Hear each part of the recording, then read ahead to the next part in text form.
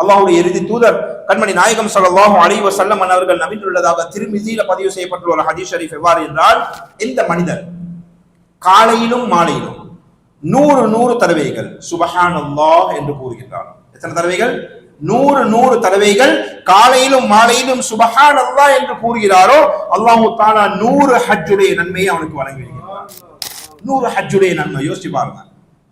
100 ஹஜ்ஜுடைய நன்மை. சுப்ஹானல்லாஹ், அல்லாஹ்வுடைய தஸ்பீஹ், அல்லாஹ்வுடைய சிந்தனை, அல்லாஹ்வுடைய ஞாபகம் நம்முடைய கல்விலே ஏற்படுத்திக் கொள்ள வேண்டும். சதாவும் அல்லாஹ்வை zikr செய்யக்கூடிய நாவுகளாக நம்முடைய நாவுகளை ஆக்கிக் கொள்ள வேண்டும். இன்னைக்கு இபாதத்தின் மீது ஆசை ஆர்வம் குறைவே. வீண் பேச்சுக்கள், வீணான விளையாட்டுக்கள், வீணான முறையில் நேரத்தை கழிப்பது, வீணான முறையில் நம்முடைய நேர காலங்களை கழிப்பதன் மூலமாக இபாதத்தின் மீது இன்பம் ஏற்படுவது கிடையாது.